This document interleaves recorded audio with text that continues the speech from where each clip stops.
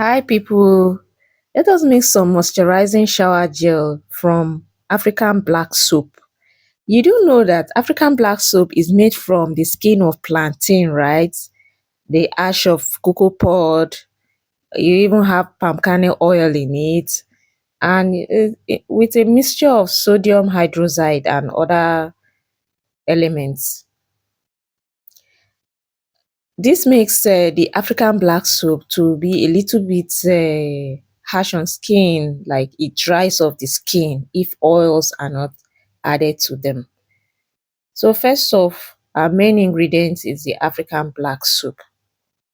Yeah, welcome back to our channel.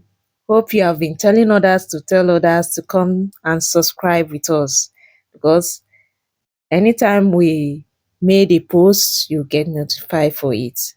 And all posts are usually very interesting and educative. Hope you invite others. Thank you.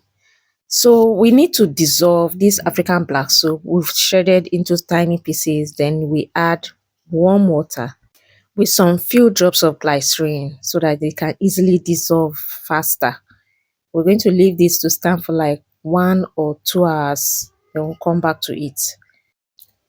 So after leaving it to sit and dissolve, you can now sieve it. Because of this, some other residue in it, just tiny residue. You don't want to have that in your soup. So you sieve and you are ready for mixing. We can now mix up the other ingredients we want to add to them.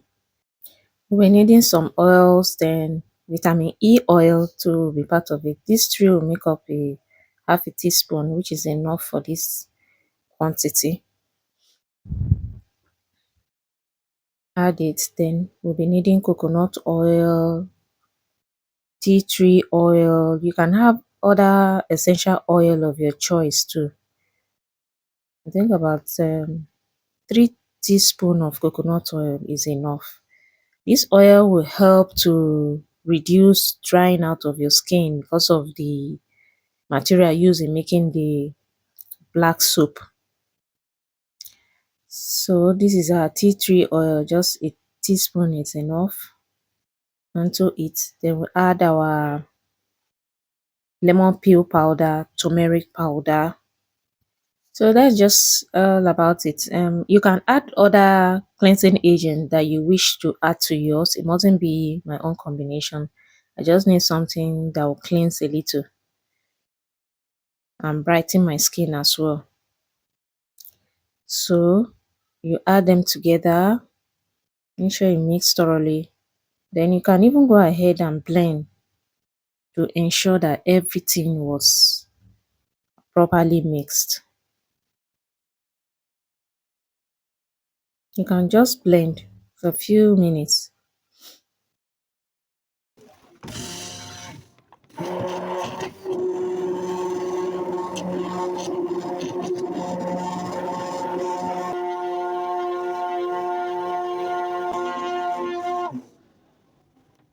Okay, now that we've properly blended, it's not even looking like black soap anymore. Here we're going to add a thickener. Xanthan. You can either use guar gum or xanthan gum. So this is the quantity I need because I don't want it to be too thick. I just want it to be a little bit slimy and thick, not so thick. So I believe this quantity is enough for this quantity of soap. You can add your emulsifier if you have emulsifier. It helps to blend the oil and the water together. So anytime you need to use, you don't need to shake it anymore. But I didn't add here. Then at this point, you can also add your preservative. Whereas if you have it in large quantity and it's going to stay for a while, I didn't add as well because one, I don't know the best preservative available yet. And another thing is, this is just a small quantity, so I'll use it within few days or weeks, which is fine. So now we have our black soap. We're going to leave it to sit till the next day.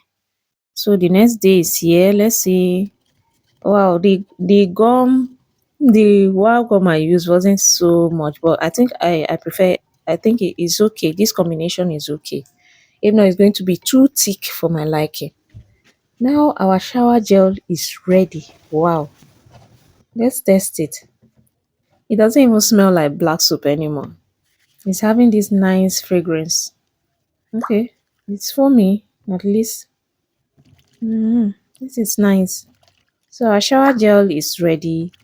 To make your own shower gel, you can add ingredient of your choice, cleansing agent of your choice. Hope this was useful. Let us know if you are going to try this out.